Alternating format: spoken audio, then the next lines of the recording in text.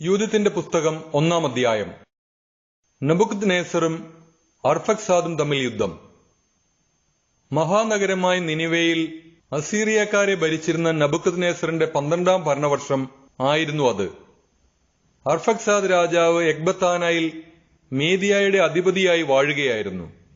അവൻ 3 മുഴം കനത്തിലും 6 മുഴം നീളത്തിലും ചെത്തിയെടുത്ത കല്ലുകൊണ്ട് എക്ബത്താനയ്ക്ക് ചുറ്റും മതിൽ പണിതു. മതിലിന് 70 മുഴം ഉയരവും 50 മുഴം വീതിയുമുണ്ടായിരുന്നു.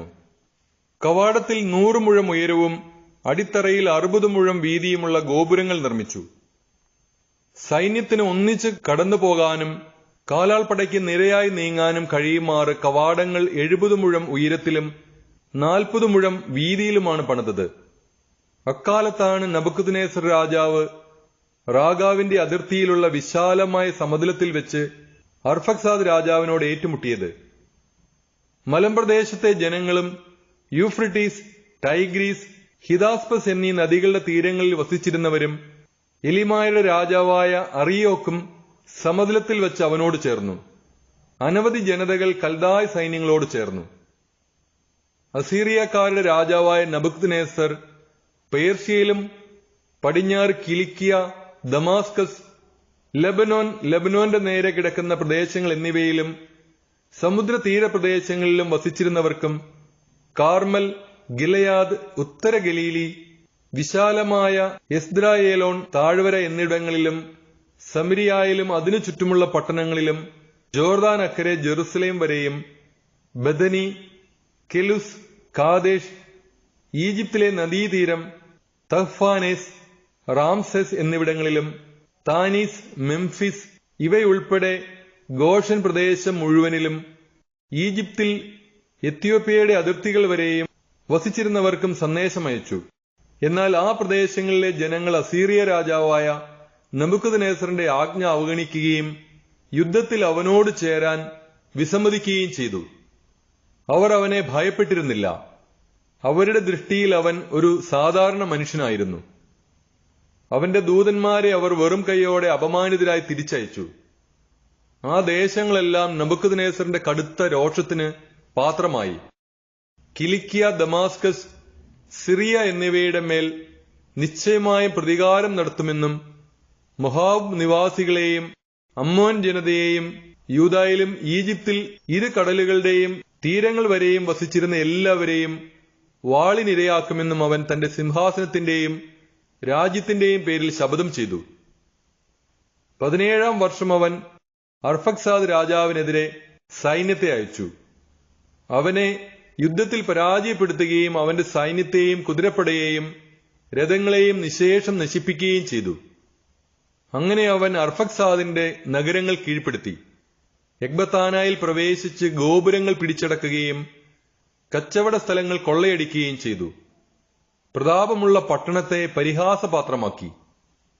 അവൻ അർഫക്സാദിനെ റാഗാവ് പർവ്വതനിരകളിൽ വെച്ച് ബന്ധനസ്ഥനാക്കി കുന്തം കൊണ്ട് കുത്തി അവനെ പൂർണ്ണമായി നശിപ്പിച്ചു. അനന്തരം അവൻ തന്റെ വിപുലമായ സംയുക്ത സൈന്യവുമായി നിനിവേയിലേക്ക് മടങ്ങി. അവിടെ അവനും സൈന്യവും 120 ദിവസം വിരുന്നിലും വിശ്രമത്തിലും ചെലവഴിച്ചു. യൂദത്തിന്റെ പുസ്തകം 2-ാം അധ്യായം. ഹോളോഫർണസിനെ അയക്കുന്നു. നെബൂഖദ്നേസർ പറഞ്ഞിരുന്നതുപോലെ 18-ാം വർഷം 1-ാം മാസം 22-ാം ദിവസം ആ പ്രദേശം മുഴുവൻ പ്രതികാരം നടത്തുന്നതിനെപ്പറ്റി അവന്റെ കൊട്ടാരത്തിൽ ആലോചന നടന്നു. അവൻ തന്റെ സേവകന്മാരെയും പ്രഭുക്കന്മാരെയും വിളിച്ചു വരുത്തി തന്റെ രഹസ്യ പദ്ധതി വിശദീകരിച്ചു. ആ പ്രദേശങ്ങളുടെ ദുഷ്കൃത്യങ്ങൾ സ്വന്തം നാവുകൊണ്ട് വിവരിച്ചു. തന്റെ കൽപ്പന അനുസരിക്കാത്ത ഏവരെയും നശിപ്പിക്കണമെന്ന് തീരുമാനിച്ചു. പദ്ധതി അവതരിപ്പിച്ചു കഴിഞ്ഞപ്പോൾ അസിറിയ രാജാവായ നെബൂഖദ്നേസർ തനിക്ക് നേരെ കീഴിലുള്ള സർവ്വ സൈന്യാധിപൻ ഹോളോഫർണസിനെ വിളിച്ചു പറഞ്ഞു, ഭൂമി മുഴുവന്റെയും അധിപനായ ചക്രവർത്തി അറിയിക്കുന്നു, നീ എന്റെ മുൻപിൽ നിന്ന് പോയാലുടൻ ധീരന്മാരായ 1,20,000 കാലാൾപ്പടയെയും 12,000 കുതിരപ്പടയാളികളെയും ശേഖരിച്ച് പശ്ചിമദേശം മുഴുവൻ ആക്രമിക്കുക. അവർ എന്റെ കൽപ്പന അനുസരിച്ചില്ല. ഞാൻ കോപാക്രാന്തനായി വരികയാണ്. ഭൂമുഖം ആ സകലം എന്റെ സൈന്യങ്ങളുടെ പാദം കൊണ്ട് മറയും.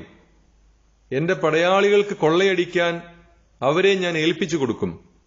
അതിനാൽ കീഴടങ്ങാൻ ഒരുങ്ങിക്കൊള്ളുവിനെന്ന് അവരോട് പറയുക. മുറിവേറ്റവർ താഴ്വരകളിൽ നിറയും. അരുവികളും നദികളും മൃതശരീരങ്ങൾ കൊണ്ട് കവിഞ്ഞൊഴുകും. ഞാൻ അവരെ തടവുകാരാക്കി ലോകത്തിന്റെ അറ്റം വരെ പായിക്കും. നിങ്ങൾ മുൻപേ പോയി അവരുടെ സ്ഥലങ്ങൾ എനിക്ക് വേണ്ടി പിടിച്ചെടുക്കുവിൻ. അവർ നിങ്ങൾക്ക് കീഴടങ്ങും. ശിക്ഷയുടെ നാൾ വരെ നിങ്ങൾ അവരെ എനിക്ക് വേണ്ടി സൂക്ഷിക്കുവിൻ.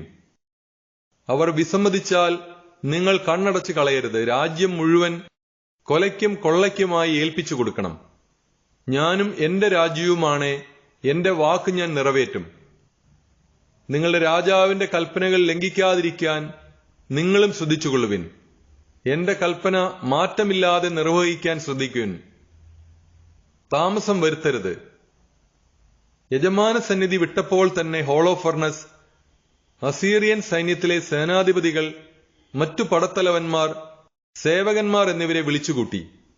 യജമാനൻ കൽപ്പിച്ചതനുസരിച്ച് തിരഞ്ഞെടുത്ത 1,20,000 പടയാളികളെയും അശ്വാരൂഢരായ 12,000 വില്ലാളികളെയും ഗണങ്ങളായി തിരിച്ചു. അങ്ങനെ അവൻ ആക്രമണസന്നദ്ധമായ ഒരു വൻ സൈന്യത്തെ സജ്ജമാക്കി. അവൻ സാധനങ്ങൾ കൊണ്ടുപോകുവാൻ അസംഖ്യം ഒട്ടകങ്ങളെയും കഴുതകളെയും കോവർ കഴുതകളെയും ഭക്ഷണത്തിനായി അനേകം ചെമ്മരിയാടുകളെയും കാളകളെയും കോലാടുകളെയും സംഭരിച്ചു. കൂടാതെ എല്ലാ ആളുകൾക്കും വേണ്ടി ധാരാളം ഭക്ഷണ സാധനങ്ങളും വലിയൊരു തുകയ്ക്ക് സ്വർണവും വെള്ളിയും രാജകൊട്ടാരത്തിൽ നിന്ന് ശേഖരിച്ചു. ഇപ്രകാരം പശ്ചിമദേശങ്ങളെല്ലാം തേര്, കുതിര, തിരഞ്ഞെടുക്കപ്പെട്ട കാലാൾപ്പട ഇവയാൽ നിറയ്ക്കുവാൻ അവൻ മുഴുവൻ സൈന്യവുമായി നെബൂഖദ്നേസർ രാജാവിന് മുൻപേ പോയി. വെട്ടുക്കിളികളെ പോലെയും ഭൂമിയിലെ മണൽത്തിരി പോലെയും എണ്ണമറ്റ ഒരു സമൂഹം അവരോട് കൂടെ പോയി. നിനിവേയിൽ നിന്ന് 3 ദിവസം യാത്ര ചെയ്ത് അവൻ ബക്തീലത്ത് സമതലത്തിലെത്തി. അതിന്റെ എതിർവശത്ത് ഉത്തര കിലിക്കിയയുടെ വടക്ക് ഭാഗത്തെ പർവ്വതത്തിന് സമീപം പാളയമടിച്ചു. അവിടെ നിന്ന് ഹോളോഫെർണസ് തന്റെ സൈന്യത്തെ മുഴുവൻ, കാലാൾ, കുതിര, തേര് എന്നീ വിഭാഗങ്ങളെയെല്ലാം കൂട്ടി കുന്നിൻ പ്രദേശത്തേക്ക് പോവുകയും പുത്, ലുദ് എന്നീ ദേശങ്ങൾ തകർക്കുകയും റാസിസ് നിവാസികളെയും കിലിയാദേശത്തിന് തെക്കുള്ള മരുപ്രദേശങ്ങളിൽ വസിച്ചിരുന്ന ഇസ്മായേലിയരെയും കൊള്ളയടിക്കുകയും ചെയ്തു.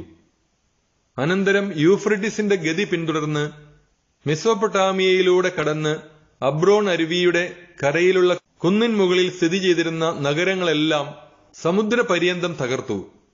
കിലിക്കൻ പ്രദേശങ്ങൾ പിടിച്ചടക്കുകയും എതിർത്തു നിന്നവരെ എല്ലാം വധിക്കുകയും ചെയ്തതിനു ശേഷം അവൻ അറേബ്യയ്ക്ക് അഭിമുഖമായി നിലകൊള്ളുന്ന ജാഫെത്തായുടെ തെക്കേ അതിർത്തികളിലേക്ക് കടന്നു.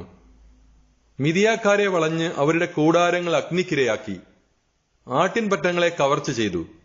അതിനുശേഷം ഗോതമ്പ് കൊയ്ത്തിന്റെ കാലത്ത് അവൻ ദമാസ്കസ് സമഭൂമിയിലേക്ക് ഇറങ്ങിച്ചെന്ന് വയലുകൾക്ക് തീ വയ്ക്കുകയും ആടുമാടുകളെ കൊന്നൊടുക്കുകയും നഗരങ്ങൾ നിർജ്ജനമാക്കുകയും നിലം ശൂന്യമാക്കുകയും യുവാക്കളെ വാളിനിരയാക്കുകയും ചെയ്തു.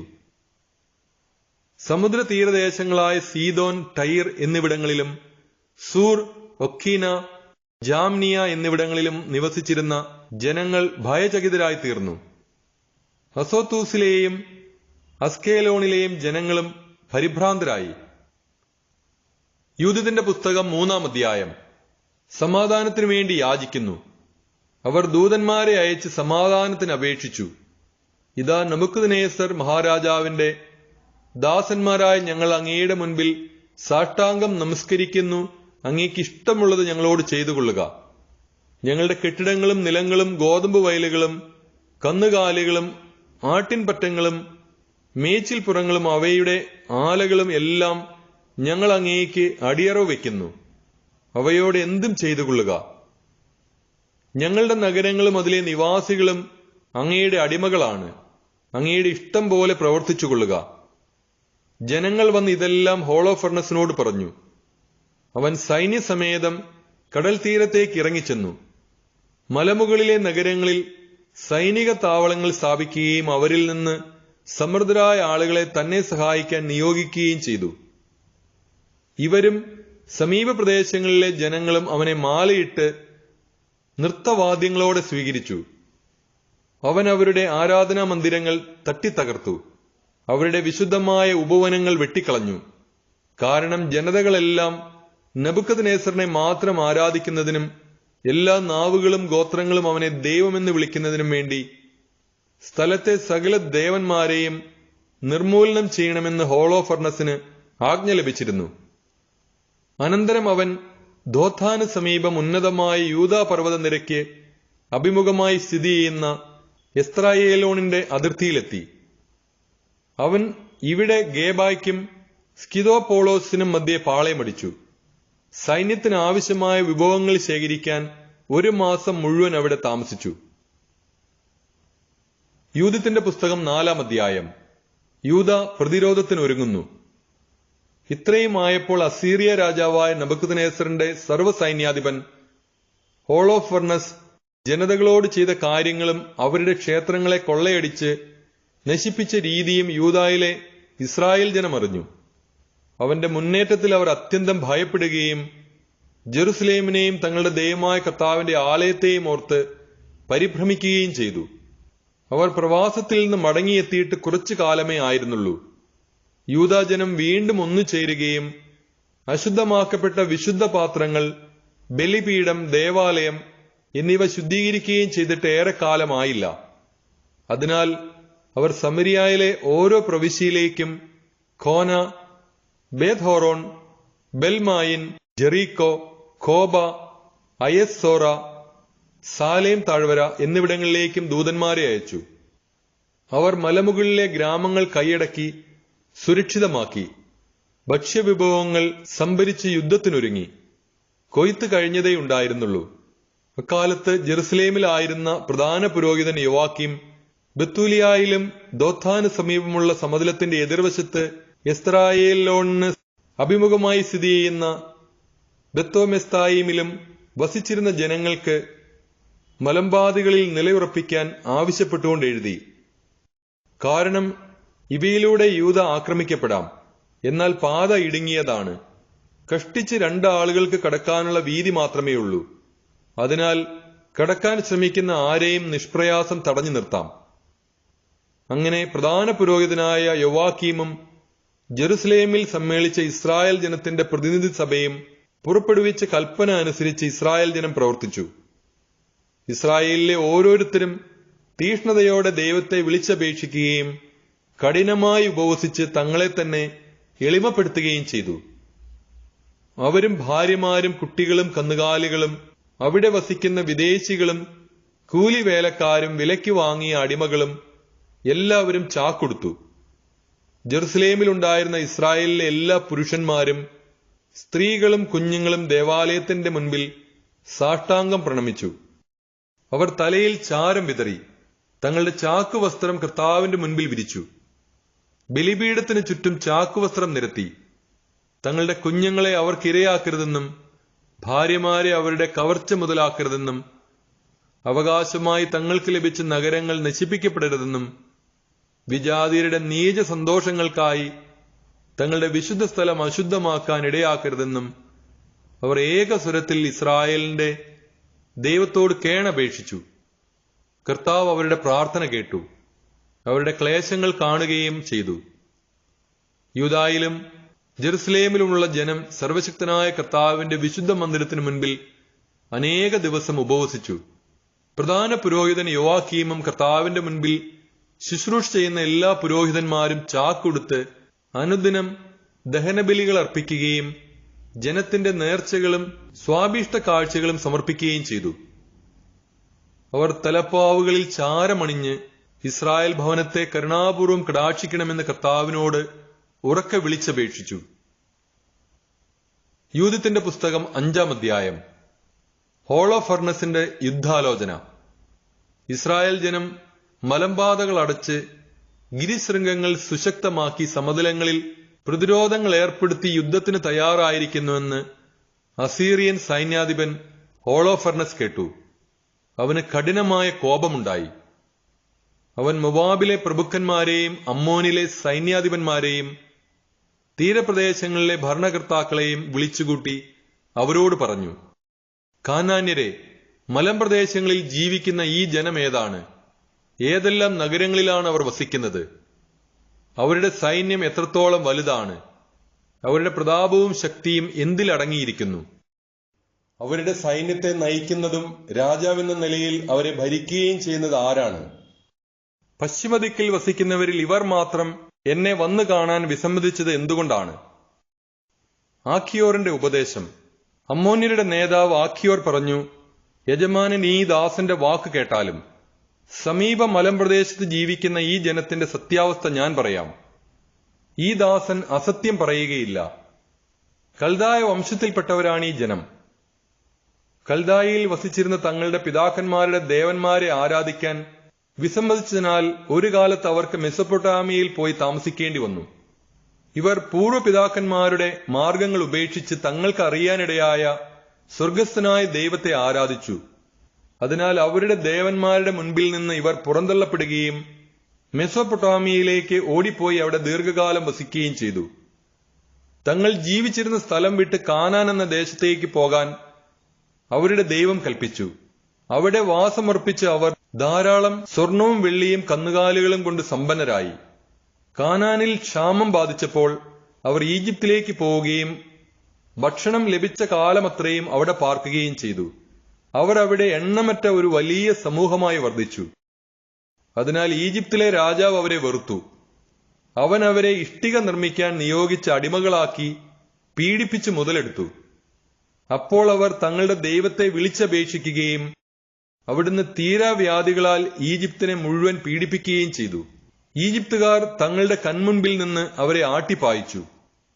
ദൈവം അവരുടെ മുൻപിൽ ചെങ്കടലിനെ വറ്റിച്ചു. അവിടുന്ന് സീനായി, കാദേശ് ബർണയ എന്നിവിടങ്ങളിലൂടെ അവരെ നയിക്കുകയും മരുഭൂമിയിൽ ജീവിച്ചിരുന്നവരെ ഓടിച്ചു കളയുകയും ചെയ്തു. അങ്ങനെ അവർ അമ്മോര്യരുടെ നാട്ടിൽ വസിച്ചു. അവർ തങ്ങളുടെ ശക്തി കൊണ്ട് ഹെഷ്ബോൺ നിവാസികളെ നശിപ്പിച്ചു.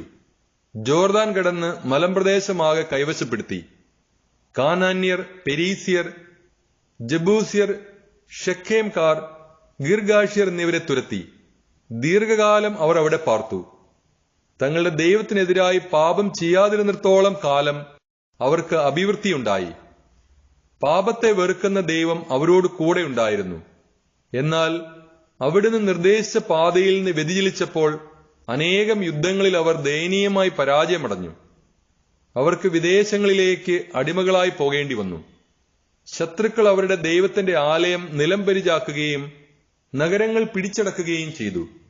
എന്നാൽ ഇപ്പോൾ അവർ തങ്ങളുടെ ദൈവത്തിലേക്ക് മടങ്ങി വരികയും ചിതറിക്കപ്പെട്ടു പോയ ദിക്കുകളിൽ നിന്ന് തിരിച്ചു വരികയും വിശുദ്ധ മന്ദിരം സ്ഥിതി ചെയ്യുന്ന ജെറുസലേം കൈവശമാക്കുകയും വിജനമായ മലമ്പ്രദേശത്ത് വാസമുറപ്പിക്കുകയും ചെയ്തിരിക്കുന്നു.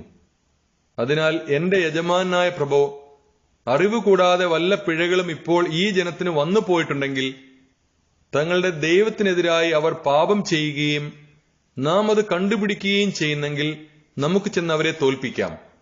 എന്നാൽ അവരുടെ ദേശത്ത് ഒരതിക്രമവുമില്ലെങ്കിൽ എന്റെ യജമാനൻ അവരെ വിട്ടുപോയാലും അവരുടെ കർത്താവ് അവരെ രക്ഷിക്കും. അവരുടെ ദൈവം അവരെ കാത്തു സൂക്ഷിക്കും. നാം ലോകസമക്ഷം ലജ്ജിതരാകും. ആഖിയോർ ഇത് പറഞ്ഞു തീർന്നപ്പോൾ പാളയത്തിന്റെ ചുറ്റും നിന്നവർ ആവലാതിപ്പെട്ടു തുടങ്ങി. ഹോളോഫർണസിന്റെ സേനാനായകന്മാരും കടൽ തീരത്തു നിന്നും മൊവാബിൽ നിന്നും വന്നവരും അവനെ വധിക്കണമെന്ന് നിർബന്ധം പിടിച്ചു. അവർ പറഞ്ഞു, ഇസ്രായേലിയരെ ഞങ്ങൾ ഭയപ്പെടുകയില്ല. യുദ്ധം ചെയ്യുന്നതിന് ശക്തിയോ കഴിവോ ഇല്ലാത്ത ജനതയാണവർ. ഹോളോഫർണസ് പ്രഭോ, നമുക്ക് കയറി ചെല്ലാം. അങ്ങയുടെ വൻപിച്ച സൈന്യം അവരെ ഗ്രസിക്കും. യൂദത്തിന്റെ പുസ്തകം 6-ാം അധ്യായം. ആഖിയോറിനെ യഹൂദർക്ക് ഏൽപ്പിച്ചു കൊടുക്കുന്നു.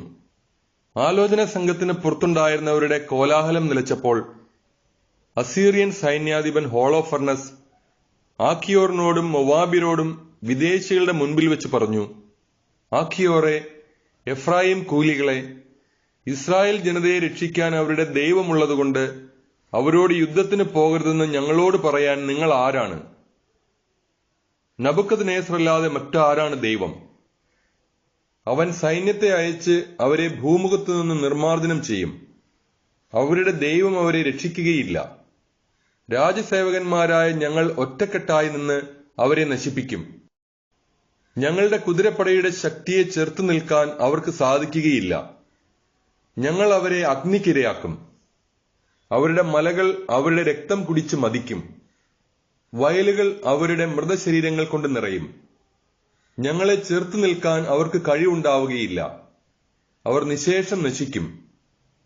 ലോകം മുഴുവന്റെയും നാഥനായ നബൂഖദ്നേസർ രാജാവിന്റെ വചനമാണിത്. അവനാണ് സംസാരിക്കുന്നത്. അവന്റെ വാക്കുകൾ നിഷ്ഫലമാവുകയില്ല. എന്നാൽ ആഖിയോറെ, അമ്മോന്യരുടെ കൂലിക്കാരനായ നീ ഇന്ന് പറഞ്ഞത് ദ്രോഹകരമാണ്. അതുകൊണ്ട് ഇന്നു മുതൽ ഈജിപ്തിൽ നിന്ന് പുറപ്പെട്ടു വന്ന ഈ വംശത്തിന്റെ മേൽ ഞാൻ പ്രതികാരം ചെയ്യുന്ന ദിനം വരെ നീ എന്റെ മുഖം ദർശിക്കുകയില്ല. ഞാൻ മടങ്ങി വരുമ്പോൾ എന്റെ സൈന്യത്തിന്റെ വാളും എന്റെ ഭൃത്യന്മാരുടെ കുന്തവും ഏറ്റ് ശരീരം പിളർന്ന് നീ അവരുടെ വ്രണിതരുടെ കൂടെ വീഴും. ഇപ്പോൾ എന്റെ അടിമകൾ നിന്നെ ആ മലമ്പ്രദേശത്ത് പാതകളുടെ സമീപമുള്ള നഗരങ്ങളിലൊന്നിൽ പാർപ്പിക്കാൻ പോവുകയാണ്. അവരോടൊപ്പം നശിക്കുന്നതുവരെ നീ മരിക്കുകയില്ല. അവർ പിടിക്കപ്പെടുകയില്ലെന്ന് സത്യമായും വിശ്വസിക്കുന്നെങ്കിൽ നീ മുഖം താഴ്ത്തിയിരിക്കുന്നതെന്തിന്? ഞാനാണ് പറഞ്ഞത്, എന്റെ വാക്കുകളിൽ ഒന്നുപോലും പാഴാവുകയില്ല. അനന്തരം ആഖിയോറിനെ പിടിച്ചുകൊണ്ടുപോയി ബത്തൂലിയായിലെ ഇസ്രായേൽ ജനത്തെ ഏൽപ്പിക്കാൻ ഹോളോഫർണസ് പാളയത്തിൽ തന്റെ പരിചാരകരായ അടിമകളോട് ആജ്ഞാപിച്ചു. അവർ അവനെ പാളയത്തിൽ നിന്ന് സമതലത്തിലേക്ക് കൊണ്ടുപോയി. അവിടെ നിന്ന് അവർ മലനാട്ടിലേക്ക് കയറി ബത്തൂലിയായുടെ താഴ്വരകളിലെ അരുവികൾക്കരികെ എത്തി. നഗരവാസികൾ അവരെ കണ്ടയുടനെ ആയുധങ്ങൾ കയ്യിലെടുത്ത് ഓടി കുന്നിൻ മുകളിലെത്തി. കവിണക്കാർ കല്ലുകൾ എറിഞ്ഞ് അവർ മുകളിലേക്ക് കടക്കാതെ തടഞ്ഞു. എങ്കിലും അവർ മലഞ്ചെരുവിൽ സുരക്ഷിത സ്ഥാനത്തെത്തി. ആഖിയോറിനെ ബന്ധിച്ച് കുന്നിന്റെ അടിവാരത്തിൽ ഉപേക്ഷിച്ചിട്ട് യജമാന സന്നിധിയിലേക്ക് അവർ മടങ്ങി. ഇസ്രായേൽ ജനം നഗരത്തിൽ നിന്ന് ഇറങ്ങി വന്നപ്പോൾ അവനെ കണ്ടു. അവർ അവന്റെ കെട്ടുകൾ അഴിച്ച് ബത്തൂലിയായിൽ കൊണ്ടുവന്ന് നഗരത്തിലെ നീതിപീഠത്തിന് മുൻപിൽ നിർത്തി. ശിമയോൻ ഗോത്രജനായ മിഖായുടെ പുത്രൻ ഉസിയ, ഗത്തോനിയേലിന്റെ പുത്രൻ കാബ്രിസ്, മെൽക്കിയേലിന്റെ പുത്രൻ കാർമിസ് എന്നിവരായിരുന്നു അക്കാലത്തെ നീതിപാലകന്മാർ. അവർ നഗരത്തിലെ ശ്രേഷ്ഠന്മാരെ വിളിച്ചുകൂട്ടി. അവരുടെ യുവാക്കളും സ്ത്രീകളും സഭയിൽ ഓടിയെത്തി. ആഖിയോർ ജനമധ്യത്തിലേക്ക് ആനയിക്കപ്പെട്ടു. സംഭവിച്ചതെന്തെന്ന് ഉസിയ അവനോട് ആരാഞ്ഞു. ഹോളോഫർണസിന്റെ സദസ്സിൽ നടന്നതും അസീറിയൻ നേതാക്കന്മാരുടെ മുമ്പിൽ താൻ പറഞ്ഞതും ഇസ്രായേൽ ഭവനത്തിനെതിരെ അങ്ങേയറ്റം ധിക്കാരത്തോടെ ഹോളോഫർണസ് ജൽപ്പിച്ചതുമായ കാര്യങ്ങൾ അവൻ വെളിപ്പെടുത്തി. അപ്പോൾ ജനം ദൈവത്തെ സാഷ്ടാംഗം നമസ്കരിച്ച് ആരാധിച്ചു.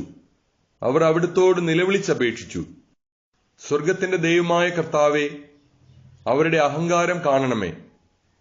ഞങ്ങളുടെ ജനത്തിന് ഏൽക്കുന്ന അപമാനമോർത്ത് അവിടുന്ന് കരുണ കാണിക്കണമേ. അവിടുത്തെ സമർപ്പിത ജനതയെ കടാക്ഷിക്കണമേ. അവർ ആഖിയോറിനെ ആശ്വസിപ്പിക്കുകയും മുക്തകണ്ഠം പ്രശംസിക്കുകയും ചെയ്തു. ഉസിയ അവനെ സദസ്സിൽ നിന്ന് തന്റെ ഭവനത്തിലേക്ക് കൊണ്ടുപോവുകയും ശ്രേഷ്ഠന്മാർക്കൊരു വിരുന്ന് നൽകുകയും ചെയ്തു. തങ്ങളെ സഹായിക്കണമേ എന്ന് അവർ രാത്രി മുഴുവൻ ഇസ്രായേലിന്റെ ദൈവത്തെ വിളിച്ചപേക്ഷിച്ചു. യൂദത്തിന്റെ പുസ്തകം 7-ാം അധ്യായം. ബത്തൂലിയ ഉപരോധിക്കുന്നു. അടുത്ത ദിവസം ഹോളോഫർണസ് തന്റെ സൈന്യത്തോടും തന്നോട് ചേർന്ന സഖ്യകക്ഷികളോടും പാളയം വിട്ട് ബത്തൂലിയായ്ക്കെതിരെ നീങ്ങാനും മലമ്പ്രദേശത്തേക്കുള്ള പാതകൾ പിടിച്ചടക്കാനും ഇസ്രായേലിയരോട് യുദ്ധം ആരംഭിക്കാനും കൽപ്പിച്ചു. അവരുടെ പോരാളികൾ അന്ന് തന്നെ പാളയം വിട്ട് മുന്നേറി. 1,70,000 കാലാളും 12,000 കുതിരപ്പടയും കൂടാതെ സാധന സാമഗ്രികൾ വഹിക്കുന്ന ഭടന്മാരുടെ ഒരു വലിയ സമൂഹവും അടങ്ങിയതായിരുന്നു ആ സൈന്യം. ബത്തൂലിയായ്ക്ക് സമീപം താഴ്വരയിൽ അരുവിയുടെ കരയിൽ അവർ പാളയമടിച്ചു. സൈന്യം ദോഥാനിൽ ബാൽബയും വരെ വീതിയിലും ബത്തൂലിയ മുതൽ എസ്ത്രായേലോണിന് അഭിമുഖമായുള്ള ഖ്യാമോൺ വരെ നീളത്തിലും വ്യാപിച്ചു. ആ വമ്പിച്ച സൈന്യത്തെ കണ്ട് ഇസ്രായേലിയർ ഭയവിഹുല്യരായി പരസ്പരം പറഞ്ഞു, ഇവർ നമ്മുടെ നാട് മുഴുവൻ വിഴുങ്ങിക്കളയും. ഇവരുടെ ഭാരം താങ്ങാൻ പോരുന്ന ശക്തി മലകൾക്കോ താഴ്വരകൾക്കോ കുന്നുകൾക്കോ ഇല്ല. പിന്നീട് ഓരോരുത്തരും തങ്ങളുടെ ആയുധങ്ങളും എടുത്ത് ഗോപുരങ്ങളിൽ ആഴികൂട്ടി രാത്രി മുഴുവൻ കാവൽ നിന്നു. 2-ാം ദിവസം ഹോളോഫർണസ് ബത്തൂലിയായിലെ ഇസ്രായേലിയർ നോക്കി നിൽക്കെ തന്റെ കുതിരപ്പടയെ നയിച്ചു. നഗരത്തിലേക്കുള്ള വഴികൾ പരിശോധിക്കുകയും അവർക്ക് വെള്ളം നൽകിയിരുന്ന നീർച്ചാലുകൾ സന്ദർശിച്ച് അവ പിടിച്ചടക്കി കാവലേർപ്പെടുത്തുകയും ചെയ്തു. അനന്തരം അവൻ തന്റെ സൈന്യത്തിലേക്ക് മടങ്ങി. ഏസാവിന്റെ സന്തതികളുടെ നേതാക്കന്മാരും മോവാബ്യരുടെ തലവന്മാരും തീരദേശത്തെ സൈന്യാധിപന്മാരും അവനെ സമീപിച്ചു പറഞ്ഞു, പ്രഭോ, അങ്ങയുടെ സൈന്യം പരാജയപ്പെടാതിരിക്കേണ്ടതിന് ഈ വാക്ക് ശ്രവിച്ചാലും. ഈ ഇസ്രായേൽ ജനം ആശ്രയം വെച്ചിരിക്കുന്നത് അവരുടെ കുന്തങ്ങളിലല്ല, തങ്ങൾ വസിക്കുന്ന മലകളുടെ ഉയരത്തിലാണ്. അവയുടെ മുകൾ പരപ്പിലെത്തുക എളുപ്പമല്ല. അതിനാൽ പ്രഭോ, നേരിട്ടുള്ള യുദ്ധം ഒഴിവാക്കിയാൽ സൈന്യത്തിൽ ഒരാളും അങ്ങേക്ക് നഷ്ടപ്പെടുകയില്ല. അങ്ങ് പാളയത്തിൽ ഇരിക്കുക. ഭടന്മാരെല്ലാം അങ്ങയോടൊത്തുണ്ടായിരിക്കട്ടെ. മലയുടെ അടിവാരത്തിൽ നിന്ന് പ്രവഹിക്കുന്ന അരുവി കൈവശപ്പെടുത്താൻ ഈ ദാസന്മാരെ അനുവദിക്കുക. ഇവിടെ നിന്നാണല്ലോ ബെത്തൂലിയായിലെ ജനങ്ങൾക്കെല്ലാം ജലം ലഭിക്കുന്നത്. അങ്ങനെ ദാഹം കൊണ്ട് അവർ നശിക്കും. അവർ നഗരം വിട്ടൊഴിയും. ഞങ്ങളും ഞങ്ങളുടെ ആളുകളും സമീപത്തുള്ള മലകളുടെ മുകളിലേക്ക് പോകാം. ആരും നഗരത്തിൽ നിന്ന് രക്ഷപ്പെടാതിരിക്കാൻ അവിടെ പാളയമടിച്ച് കാവൽ നിൽക്കാം. അവരും ഭാര്യമാരും കുഞ്ഞുങ്ങളും ക്ഷാമത്താൽ നശിക്കും. വാളേൽക്കാതെ തന്നെ തങ്ങൾ വസിക്കുന്ന തെരുവുകളിൽ അവരുടെ മൃതദേഹം ചിതറിക്കിടക്കും. അങ്ങനെ അങ്ങേക്ക് അവരോട് കഠിനമായി പ്രതികാരം ചെയ്യാം. കാരണം അവർ അങ്ങയെ എതിർത്തു, സമാധാനത്തോടെ അങ്ങയെ സ്വീകരിച്ചില്ല. ഹോളോ ഫർണസിനും സേവകന്മാർക്കും ഈ വാക്കുകൾ സന്തോഷപ്രദമായി. അങ്ങനെ ചെയ്യാൻ അവൻ കൽപ്പന നൽകി. അമ്മോന്യരുടെ സൈന്യം അസീറിയരുടെ 5000 ഭടന്മാരുടെ കൂടെ മുൻപോട്ട് നീങ്ങി. താഴ്വരയിൽ പാളയമടിക്കുകയും ഇസ്രായേലിയരുടെ അരുവികളും ചാലുകളും കൈവശപ്പെടുത്തുകയും ചെയ്തു. ഏസാവിന്റെയും അമ്മോന്റെയും സന്തതികൾ മുകളിലെത്തി ദോഥാനെതിരെയുള്ള മലനാട്ടിൽ പാളയമടിച്ചു. അവരുടെ ആളുകളിൽ ചിലരെ തെക്കോട്ടും കിഴക്കോട്ടും മൊക്മൂർ അരുവിയുടെ കരയിൽ കൂസിക്ക് സമീപം അക്രാബായിലേക്കും അയച്ചു. ബാക്കി അസീറിയൻ സൈന്യം സമതലത്തിൽ പാളയമടിക്കുകയും ആ പ്രദേശമാകെ നിറയുകയും ചെയ്തു. അവരുടെ കൂടാരങ്ങളും ഭക്ഷ്യവിഭവങ്ങളുടെ വാഹനങ്ങളും അസംഖ്യമായിരുന്നു.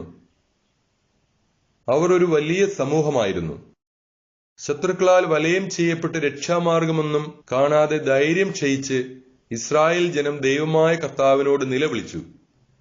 കാലാളും തേരുകളും കുതിരപ്പടയും ഉൾപ്പെട്ട അസീറിയൻ സൈന്യം ബെത്തൂലിയക്കാർ വെള്ളം നിറച്ചുവെച്ച പാത്രങ്ങളെല്ലാം ശൂന്യമാകുന്നതുവരെ 34 ദിവസം അവരെ ഉപരോധിച്ചു. അവരുടെ ജലസംഭരണികൾ വറ്റിവരണ്ടു. ഒരു ദിവസമെങ്കിലും തൃപ്തിയാവോളം കുടിക്കാൻ അവർക്ക് വെള്ളമില്ലാതായി. അവർക്ക് കുടിക്കാൻ കൊടുത്തിരുന്നത് അളന്നാണ്. അവരുടെ കുഞ്ഞുങ്ങൾക്ക് ആശയറ്റു. സ്ത്രീകളും യുവാക്കളും നഗരവീഥികളിലും പടിവാതിൽക്കലും ദാഹം മൂലം മൂർച്ഛിച്ചു വീണു. അല്പം പോലും ശക്തി അവരിൽ അവശേഷിച്ചില്ല. അപ്പോൾ യുവാക്കന്മാരും സ്ത്രീകളും കുട്ടികളും ഉൾപ്പെടെ ജനമെല്ലാം ഉസിയായുടെയും നഗരാധിപന്മാരുടെയും ശ്രേഷ്ഠന്മാരുടെയും മുൻപിൽ വെച്ച് ഉച്ചത്തിൽ വിളിച്ചു പറഞ്ഞു, ദൈവമായിരിക്കട്ടെ നിങ്ങൾക്കും ഞങ്ങൾക്കും മധ്യേ വിധി കർത്താവ്. അസീറിയക്കാരോട് സഖ്യം ചെയ്യാതിരുന്ന നിങ്ങൾ ഞങ്ങളോട് വലിയ ദ്രോഹമാണ് ചെയ്തത്. ഇപ്പോൾ ഞങ്ങളെ സഹായിക്കാൻ ആരുമില്ല. ദാഹത്താലും കൊടിയ നാശത്താലും അവരുടെ മുൻപിൽ നിലത്തു ചിതറാൻ ദൈവം ഞങ്ങളെ അവർക്ക് വിറ്റിരിക്കുകയാണ്. ഉടനെ ഹോളോ ഫർണസിനെയും സൈന്യം മുഴുവനെയും വിളിച്ചു വരുത്തി നഗരം അടിയറ വയ്ക്കുക. അവർ കൊള്ളയടിക്കട്ടെ. അവരുടെ തടവുകാരായിരിക്കുന്നതാണ് ഭേദം. അടിമകളായാലും ഞങ്ങളുടെ ജീവൻ രക്ഷപ്പെടുമല്ലോ. ഞങ്ങളുടെ ശിശുക്കൾ മുമ്പിൽ വീണ് മരിക്കുന്നതിന് ഞങ്ങൾ സാക്ഷികളാകുകയോ ഭാര്യമാരും കുട്ടികളും അന്ത്യശ്വാസം വലിക്കുന്നത് കാണുകയോ വേണ്ടല്ലോ. ഞങ്ങളുടെയും ഞങ്ങളുടെ പിതാക്കന്മാരുടെയും പാപങ്ങൾക്ക് ഞങ്ങളെ ശിക്ഷിക്കുന്ന ഞങ്ങളുടെ പിതാക്കന്മാരുടെ ദൈവമായ കർത്താവിനെയും സ്വർഗത്തെയും ഭൂമിയെയും നിങ്ങൾക്കെതിരെ സാക്ഷി പറയാൻ ഞങ്ങൾ വിളിക്കുന്നു.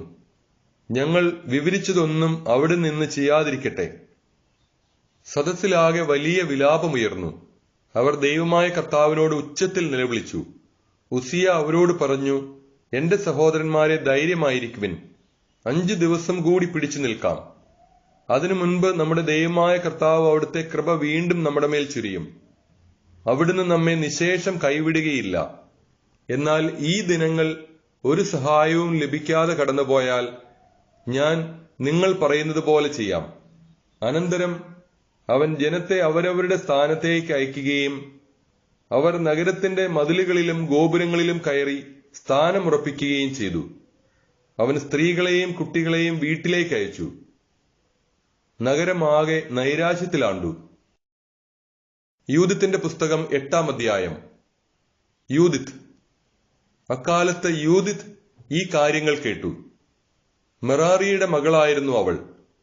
മെറാറിയുടെ പൂർവികർ തലമുറക്രമത്തിൽ ഓക്സ്, ജോസഫ്, ഒസിയേൽ, എൽക്കിയ, അനനിയാസ്, ഗിദയോൻ, റഫായിം, അഹിത്തൂബ്, ഏലിയ, ഹിൽക്കിയ, എലിയാബ്, നഥാനായേൽ, സലാമിയേൽ, സരസദായി, ഇസ്രായേൽ. യൂദിത്തിന്റെ ഭർത്താവ് മനാസെ അവളുടെ കുടുംബത്തിലും ഗോത്രത്തിലും പെട്ടവനായിരുന്നു. ബാർലിക്കൊയ്ത്തിന്റെ കാലത്ത് അവൻ മരണമടഞ്ഞു. വയലിൽ കറ്റകെട്ടുന്നതിന് മേൽനോട്ടം വഹിക്കുമ്പോൾ അവൻ കഠിനമായ ചൂടേറ്റു വീണു. ശയ്യാവലംബിയായ അവൻ സ്വനഗരമായ ബത്തൂലിയായിൽ വെച്ച് മരണമടഞ്ഞു. അവർ അവനെ ദോഥാനും ബാലാമോനും മധ്യേയുള്ള വയലിൽ പിതാക്കന്മാരുടെ കൂടെ സംസ്കരിച്ചു. വിധവയായി തീർന്ന യൂദിത്ത് 3 കൊല്ലവും 4 മാസവും വീട്ടിൽ താമസിച്ചു.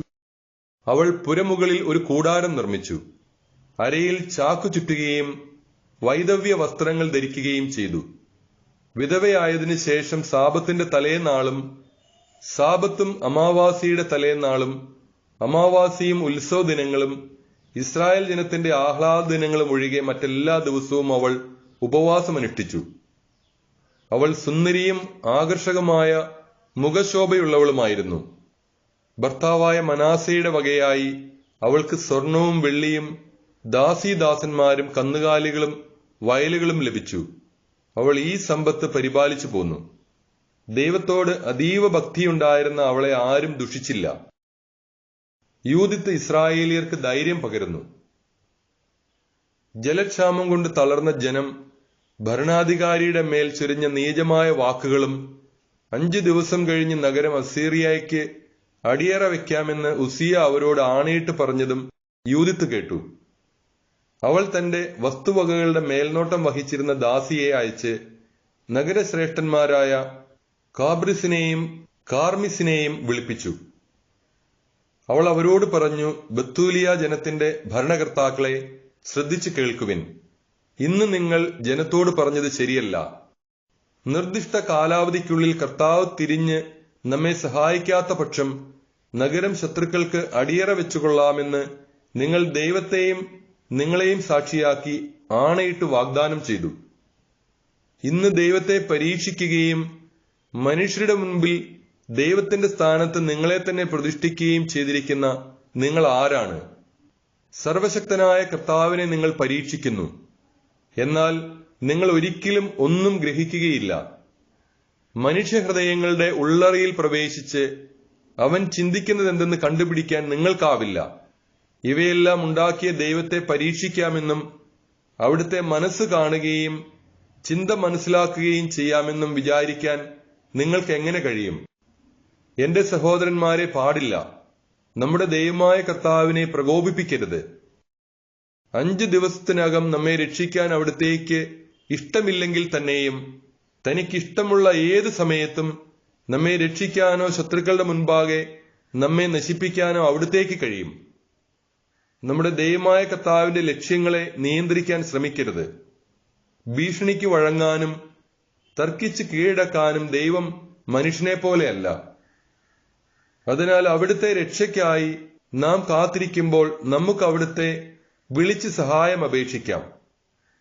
അവിടുന്ന് പ്രസാദിക്കുന്നെങ്കിൽ നമ്മുടെ സ്വരം ശ്രവിക്കും. പണ്ടത്തെ പോലെ കരനിർമ്മിതമായ ദേവന്മാരെ ആരാധിച്ച ഒരു ഗോത്രമോ കുടുംബമോ ജനതയോ നഗരമോ നമ്മുടെ തലമുറയിലോ ഇക്കാലത്തോ ഉണ്ടായിട്ടില്ല.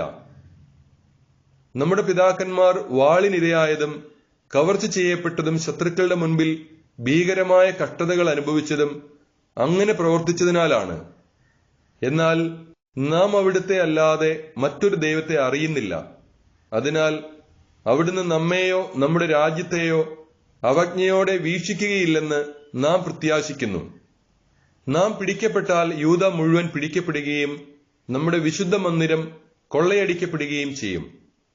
അത് അശുദ്ധമാക്കിയതിന്റെ ശിക്ഷ അവിടുന്ന് നമ്മുടെ മേൽ ചുമത്തും.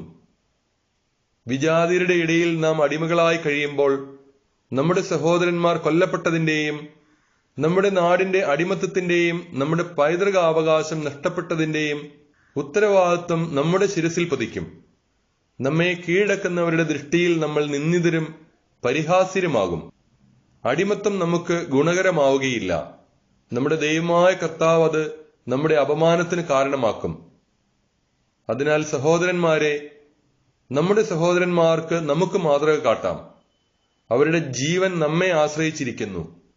ശ്രീകോവിലിന്റെയും ദേവാലയത്തിന്റെയും ബലിപീഠത്തിന്റെയും സുരക്ഷിതത്വവും നമ്മിലാണ്.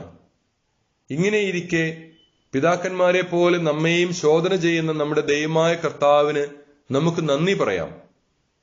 അവിടുന്ന് അബ്രാഹത്തിനോട് ചെയ്തതും ഇസഹാക്കിനെ പരീക്ഷിച്ചതും തന്റെ അമ്മാവനായ ലാബാന്റെ ആടുകളെ സംരക്ഷിക്കുവാൻ സിറിയയിലെ മെസൊപ്പൊട്ടാമിയയിൽ വെച്ച് യാക്കോബിന് സംഭവിച്ചതും ഓർക്കുക. അവരുടെ ഹൃദയങ്ങളെ പരീക്ഷിച്ചതുപോലെ അവിടുന്ന് നമ്മെ അഗ്നിയിൽ പരീക്ഷിക്കുകയോ നമ്മോട് പ്രതികാരം ചെയ്യുകയോ ചെയ്തില്ല. തന്നോട് അടുപ്പമുള്ളവരെ അവിടുന്ന് പ്രഹരിക്കുന്നത് ശാസന എന്ന നിലയിലാണ്. ഉസിയ അവളോട് പറഞ്ഞു, നീ പറഞ്ഞതെല്ലാം ആത്മാർത്ഥതയോടെയാണ്. നിന്റെ വാക്കുകൾ നിഷേധിക്കാൻ ആവുകയില്ല. ഇന്ന് ആദ്യമല്ല നിന്റെ ജ്ഞാനം വെളിപ്പെടുന്നത്. നിന്റെ ഹൃദയം സത്യസന്ധമായതിനാൽ ജനമെല്ലാം ആദ്യം മുതലേ നിന്റെ ജ്ഞാനം അംഗീകരിച്ചിട്ടുണ്ട്. ദാഹവിവശരായ ജനം ഞങ്ങളെക്കൊണ്ട് വാഗ്ദാനം ചെയ്യിച്ചു. ആ പ്രതിജ്ഞ ലംഘിക്കാവതല്ല. നീ ഭക്തയാകയാൽ ഞങ്ങൾക്ക് വേണ്ടി പ്രാർത്ഥിക്കുക. കർത്താവ് മഴ പെയ്യിച്ച് നമ്മുടെ ജലസംഭരണികൾ നിറയ്ക്കും. നമ്മൾ തളർന്നു വീഴുകയില്ല. യൂദിത്ത് അവരോട് പറഞ്ഞു, ശ്രദ്ധിക്കുവിൻ, നമ്മുടെ ഭാവി തലമുറകളിലെല്ലാം അറിയപ്പെടുന്ന ഒരു പ്രവൃത്തി ഞാൻ ചെയ്യാൻ പോകുന്നു. ഇന്ന് രാത്രി നിങ്ങൾ നഗരകവാടത്തിങ്കിൽ നിൽക്കുവിൻ. ഞാൻ എന്റെ ദാസിയുമായി പുറത്തേക്ക് പോകും. നഗരം ശത്രുക്കൾക്ക് വിട്ടുകൊടുക്കാമെന്ന് ജനത്തോട് നിങ്ങൾ വാഗ്ദാനം ചെയ്ത ആ ദിവസങ്ങൾക്കുള്ളിൽ കർത്താവ് എന്റെ കൈകൊണ്ട് ഇസ്രായേലിനെ രക്ഷിക്കും. എന്റെ പദ്ധതി എന്തെന്ന് അറിയാൻ ശ്രമിക്കരുത്. ഞാൻ ചെയ്യാൻ ഉദ്ദേശിക്കുന്നത് ചെയ്തു കഴിയുന്നതുവരെ ഞാൻ നിങ്ങളോട് പറയുകയില്ല. ഉസിയായും ഭരണാധിപന്മാരും അവളോട് പറഞ്ഞു, സമാധാനത്തോടെ പോവുക. നമ്മുടെ ശത്രുക്കളോട് പ്രതികാരം ചെയ്യാൻ ദൈവമായ കർത്താവ് നിനക്ക് മുൻപേ പോകട്ടെ. അവർ കൂടാരത്തിൽ നിന്ന് പോയി സ്വസ്ഥാനങ്ങളിൽ നിന്നു. യൂദിത്തിന്റെ പുസ്തകം 9-ാം അധ്യായം. യൂദിത്തിന്റെ പ്രാർത്ഥന. അനന്തരം യൂദിത്ത് സാഷ്ടാംഗം വീണു, തലയിൽ ചാരം പൂശി, ധരിച്ചിരുന്ന ചാക്കുവസ്ത്രം അനാവരണം ചെയ്ത് ജെറുസലേം ദേവാലയത്തിൽ സായാഹ്ന ധൂപാർപ്പണത്തിന്റെ സമയത്ത് കർത്താവിനോട് ഉച്ചത്തിൽ നിലവിളിച്ചു.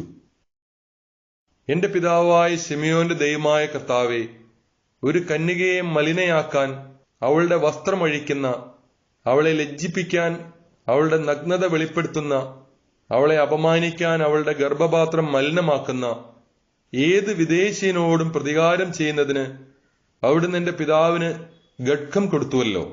എന്തെന്നാൽ അതൊരിക്കലും സംഭവിക്കരുത് എന്നാണ് അവിടുത്തെ കൽപ്പന. എങ്കിലും അവർ അത് ചെയ്തു. അതിനാൽ അവരുടെ ഭരണകർത്താക്കൾ കൊല്ലപ്പെടാനും അവരുടെ ചതിപ്രയോഗത്താൽ ലജ്ജ പൂണ്ട കിടക്കകൾ രക്തപങ്കിലമാകാനും അവിടുന്ന് ഇടവരുത്തി. സിംഹാസനസ്ഥരായിരുന്ന രാജകുമാരന്മാരോടൊന്നിച്ച് അടിമകളെയും അവിടുന്ന് അടിച്ചു വീഴ്ത്തി. അവരുടെ ഭാര്യമാർ കൊള്ളയടിക്കപ്പെട്ടു, പുത്രിമാർ തടവിലാക്കപ്പെട്ടു. അങ്ങയോടുള്ള ഭക്തിയിൽ തീഷ്ണതയും തങ്ങളുടെ രക്തത്തെ മലിനമാക്കിയതിൽ വെറുപ്പും ഉൾക്കൊണ്ട് അവിടുത്തെ സഹായം അപേക്ഷിച്ച അരുമസന്താനങ്ങൾക്ക് അവിടുന്ന് കൊള്ള മുതലെല്ലാം വീതിച്ചു. ദൈവമേ, എന്റെ ദൈവമേ, വിധവയായ എന്റെ പ്രാർത്ഥന കേൾക്കണമേ. അവിടുന്നാണ് ഇതും ഇതിനു മുൻപും പിൻപും സംഭവിച്ച കാര്യങ്ങളും ചെയ്തത്. ഇപ്പോഴുള്ളവയ്ക്കും വരാനിരിക്കുന്നവയ്ക്കും രൂപം നൽകിയത് അവിടുന്ന് തന്നെ. അതെ, അവിടുത്തെ ഹിതം നിറവേറി. അവിടുന്ന് ഇച്ഛിച്ച കാര്യങ്ങൾ അവിടുത്തെ സന്നിധിയിൽ വന്ന് ഇതാ ഞങ്ങൾ എന്ന് പറഞ്ഞു. എന്തെന്നാൽ അവിടുത്തെ വഴികൾ മുൻകൂട്ടി ഒരുക്കിയവയും അവിടുത്തെ വിധികൾ മുന്നറിവോട് കൂടിയവയുമാണ്. അസീറിയരുടെ ശക്തി വർദ്ധിച്ചിരിക്കുന്നു. കുതിരകളാലും കുതിരക്കാരാലും അവർ പ്രബലരായിരിക്കുന്നു. കാലാൾപ്പടയുടെ ശക്തിയിൽ അവർ അഹങ്കരിക്കുന്നു. പരിച, കുന്തം, വില്ല്, കവിണ എന്നിവയിൽ അവർ ആശ്രയിക്കുന്നു.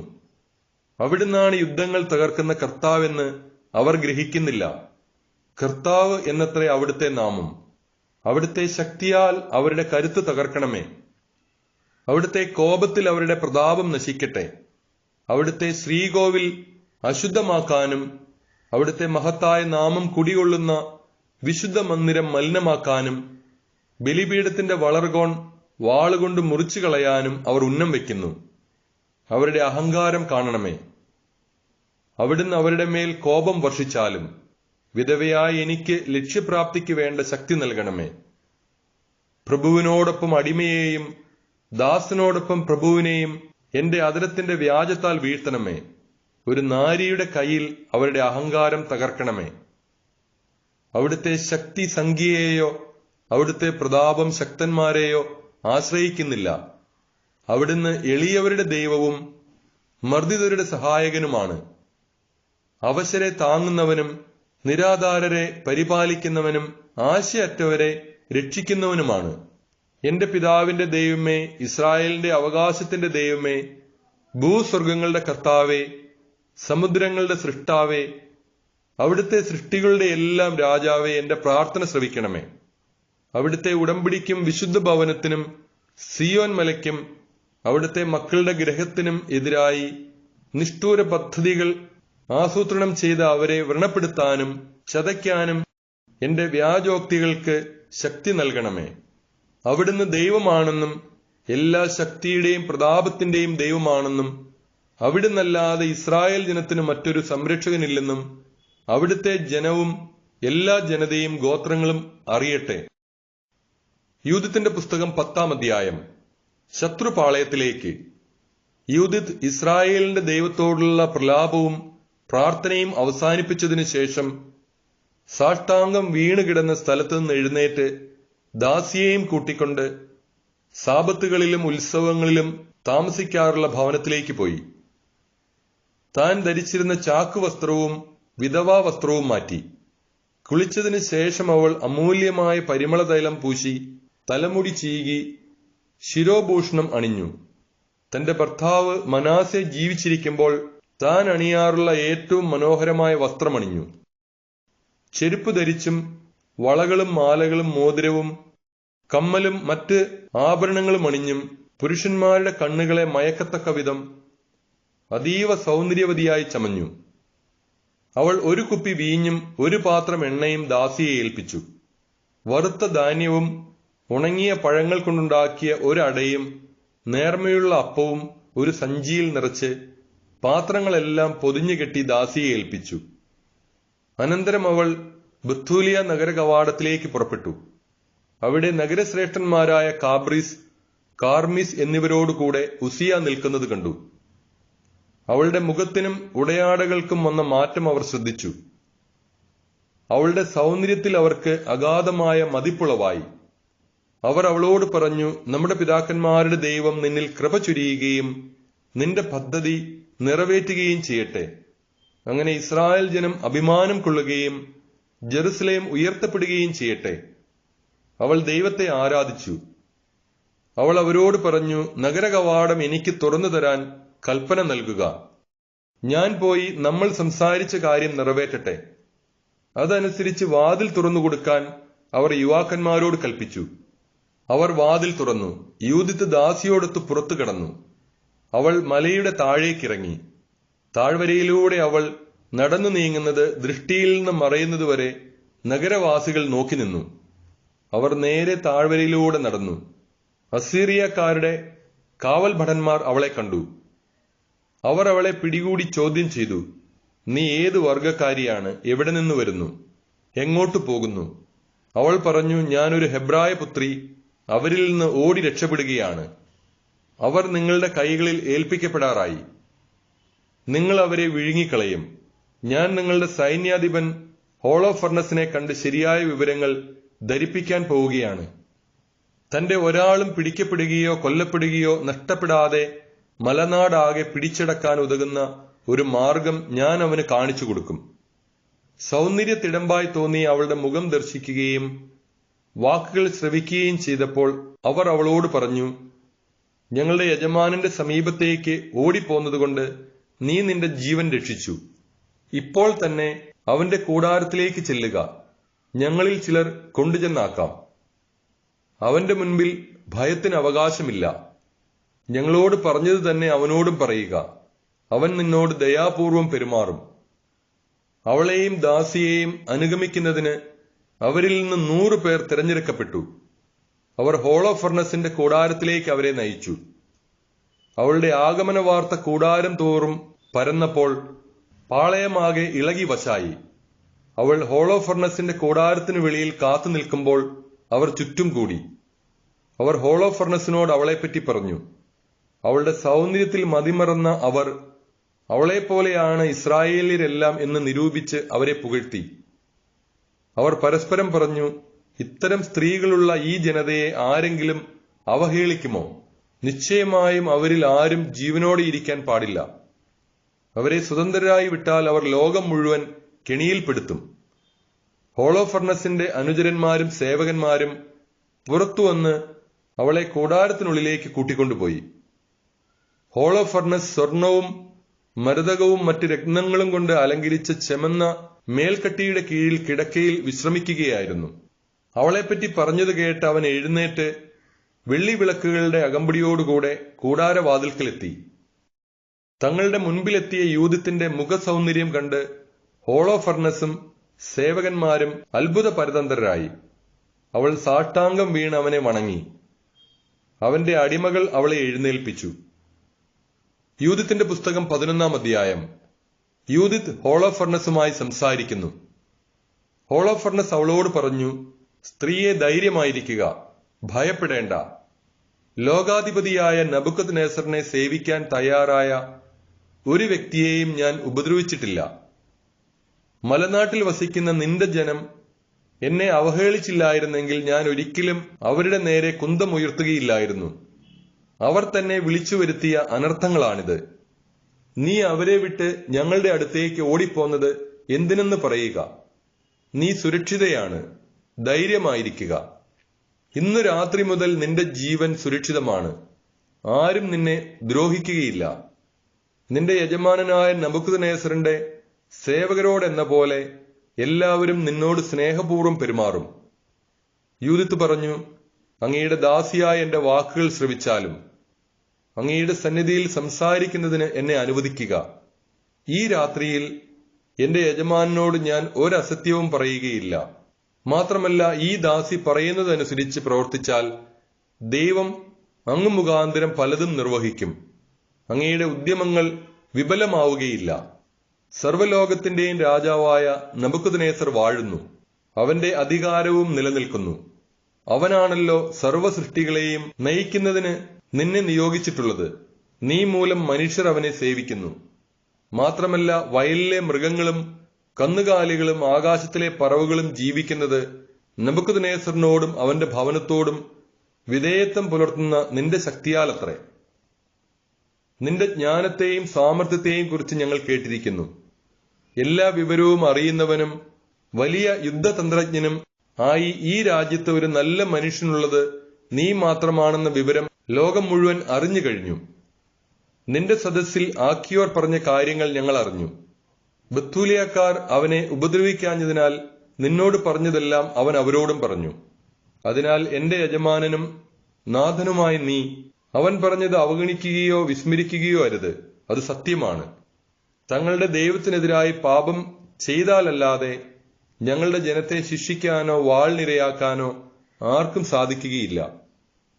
എന്റെ യജമാനൻ പരാജയപ്പെടുകയോ അവന്റെ ലക്ഷ്യങ്ങൾ വിഫലമാവുകയോ ഇല്ല. കാരണം മരണം അവരുടെ മേൽ വീഴും.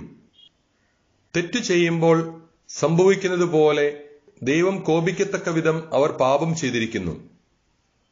അവർ ശേഖരിച്ച ഭക്ഷണസാധനങ്ങൾ തീർന്നു, വെള്ളവും തീരാറായി. നാൽക്കാലികളെ കൊല്ലാൻ അവർ ആലോചിക്കുന്നു.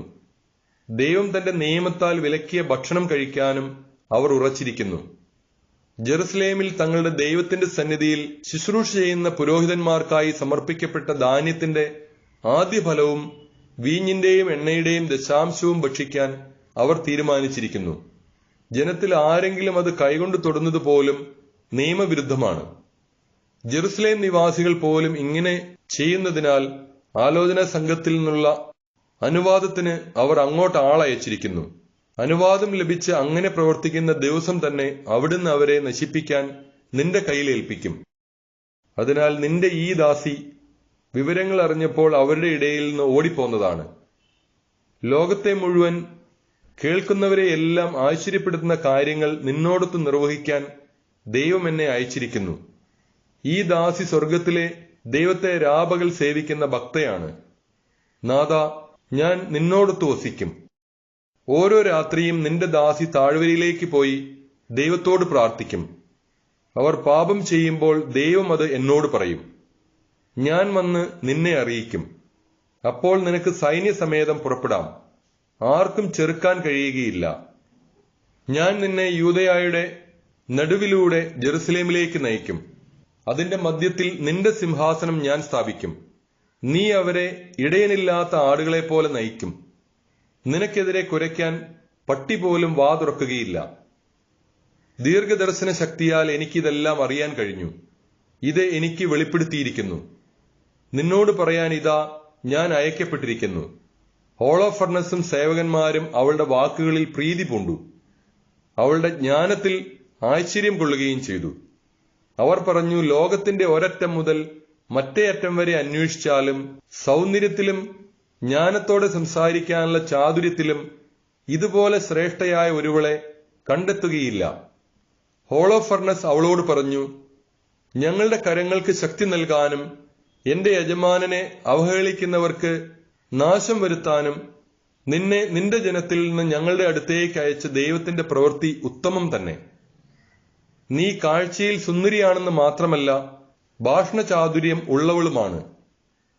നീ പറഞ്ഞതുപോലെ പ്രവർത്തിക്കുന്ന പക്ഷം നിന്റെ ദൈവം എന്റെ ദൈവമായിരിക്കും. നീ നബൂഖദ്നേസറിന്റെ കൊട്ടാരത്തിൽ വസിക്കുകയും ലോകപ്രശസ്തയാവുകയും ചെയ്യും. യൂദത്തിന്റെ പുസ്തകം 12-ാം അധ്യായം. ശത്രുപാളയത്തിൽ വസിക്കുന്നു. വെള്ളിപ്പാത്രങ്ങൾ വച്ചിരിക്കുന്ന മുറിയിലേക്ക് അവളെ നയിക്കാൻ അവൻ അവരോട് ആജ്ഞാപിച്ചു. തന്റെ ഭക്ഷണ വിഭവങ്ങളിൽ ചിലതുകൊണ്ട് അവൾക്ക് വിരുന്നൊരുക്കാനും തന്റെ വീഞ്ഞു പകർന്നു കൊടുക്കാനും അവൻ കൽപ്പിച്ചു. അപ്പോൾ യൂദിത്ത് പറഞ്ഞു, എനിക്കത് ഭക്ഷിച്ചുകൂടാ, അത് നിയമവിരുദ്ധമാണ്. എനിക്ക് ഞാൻ കൊണ്ടുവന്നിട്ടുള്ള സാധനങ്ങളുണ്ട്. ഹോളോഫർണസ് പ്രതിവദിച്ചു, നിന്റെ പക്കലുള്ളത് തീരുമ്പോൾ ഞങ്ങൾ അത് എവിടെ നിന്ന് കൊണ്ടുവരും? നിന്റെ ജനത്തിൽ ആരും ഇവിടെയില്ലല്ലോ. യൂദിത്ത് പറഞ്ഞു, നാഥ, നിന്റെ ജീവനാണേ, കർത്താവ് എന്റെ കരത്താൽ നിർവഹിക്കാൻ ഉറച്ചത് ചെയ്യും വരെ നിന്റെ ദാസിയുടെ കൈവശമുള്ള സാധനങ്ങൾ തീരുകയില്ല. അനന്തരം ഹോളോഫർണസിന്റെ ഭൃത്യന്മാർ അവളെ കൂടാരത്തിനുള്ളിലേക്ക് കൊണ്ടുപോയി. അർദ്ധരാത്രി വരെ അവൾ ഉറങ്ങി. പ്രഭാതത്തിനു മുമ്പ് അവൾ ഉണർന്നു. ഹോളോഫർണസിന്റെ അടുത്തേക്ക് ആളെ അയച്ച് അവൾ അപേക്ഷിച്ചു, നിന്റെ ദാസി പുറത്തുപോയി പ്രാർത്ഥിക്കുന്നതിന് കൽപ്പിച്ചനുവദിക്കണം. അവളെ തടയരുത് എന്ന് ഹോളോഫർണസ് കാവൽ ഭടന്മാർക്ക് കൽപ്പന നൽകി. അവൾ 3 ദിവസം പാളയത്തിൽ പാർക്കുകയും രാത്രി തോറും ബത്തൂലിയ താഴ്വരയിൽ പോയി പാളയത്തിലെ അരുവിയിൽ കുളിക്കുകയും ചെയ്തു. അരുവിയിൽ നിന്ന് പുറത്തു വരുമ്പോൾ അവൾ സ്വജനങ്ങളെ ഉദ്ധരിക്കുന്നതിന് മാർഗം കാണിച്ചു തരണമേ എന്ന് ഇസ്രായേലിന്റെ ദൈവമായ കർത്താവിനോട് പ്രാർത്ഥിച്ചു പോന്നു. അങ്ങനെ സംശുദ്ധയായി അവൾ കൂടാരത്തിലേക്ക് മടങ്ങുകയും അത്താഴം കഴിയുന്നതുവരെ അവിടെ തങ്ങുകയും ചെയ്തു. ഹോളോഫർണസിന്റെ വിരുന്ന്. 4-ാം ദിവസം ഹോളോഫർണസ് സേനാധിപന്മാരെ ആരെയും ക്ഷണിക്കാതെ അടിമകൾക്ക് മാത്രമായി ഒരു വിരുന്നൊരുക്കി. തന്റെ സ്വകാര്യ പരിചാരകനായ ഷണ്ടൻ ബഗോവാസിനോട് അവൻ പറഞ്ഞു, നീ പോയി നിന്റെ സംരക്ഷണയിൽ ഇരിക്കുന്ന ആ ഹെബ്രായ സ്ത്രീയെ ഞങ്ങളോടൊത്ത് ഭക്ഷിക്കാനും പാനം ചെയ്യാനും പ്രേരിപ്പിക്കുക. അത്തരമൊരു സ്ത്രീയുടെ സഹവാസം ആസ്വദിക്കാതെ വിടുന്നത് അപമാനകരമാണ്. നാം അവളെ ആശ്ലേഷിക്കാതിരുന്നാൽ അവൾ തന്നെ നമ്മെ പരിഹസിക്കും. ബഗോവാസ് യൂദിത്തിനെ സമീപിച്ചു പറഞ്ഞു, സുന്ദരിയായ പരിചാരികെ, വരുക. ഹോളോഫർണസിന്റെ സാന്നിധ്യത്തിൽ ബഹുമാനിതയാവുക. വീഞ്ഞു കുടിച്ച് ഞങ്ങളോടൊത്ത് ഉല്ലസിക്കുക. ഇന്ന് നീ നബൂഖദ്നേസറിന്റെ ഭവനത്തിൽ സേവനം ചെയ്യുന്ന അസീറിയ പുത്രിമാർക്ക് തുല്യായി ഭവിക്കുക. യൂദിത്ത് പ്രതിവചിച്ചു, എന്റെ യജമാനനെ നിരസിക്കാൻ ഞാൻ ആര്? അവന് പ്രീതികരമായതെന്തും ഞാൻ നിശ്ചയമായും ഉടൻ അനുഷ്ഠിക്കും. മരണം വരെ അതെനിക്ക് സന്തോഷജനകമായിരിക്കും. അവൾ എഴുന്നേറ്റ് തനിക്കിണങ്ങിയ എല്ലാത്തരം ആടയാഭരണങ്ങളും അണിഞ്ഞു. അവളുടെ നിത്യോപയോഗത്തിന് ബഗോവാസ് നൽകിയ മൃദുലമായ ആട്ടിൻതോൽ യൂദിത്തിന് ചാരിക്കിടന്ന് ഭക്ഷണം കഴിക്കേണ്ടതിന് ഹോളോഫർണസിന്റെ മുൻപിൽ ദാസി വിരിച്ചു. യൂദിത്ത് അകത്ത് കിടന്ന് അതിൽ ശയിച്ചു. ഹോളോഫർണസിന്റെ ഹൃദയത്തിൽ അവളെക്കുറിച്ചുള്ള അഭിലാഷം നിറഞ്ഞു. അവളെ സ്വന്തമാക്കാൻ അവൻ കൊതിച്ചു. ആദ്യമായി കണ്ടതു മുതൽ അവളെ കുടുക്കാൻ അവൻ അവസരം പാർത്തിരിക്കുകയായിരുന്നു. ഹോളോഫർണസ് അവളോട് പറഞ്ഞു, കുടിച്ച് ഞങ്ങളോടൊത്ത് ഉല്ലസിക്കുക.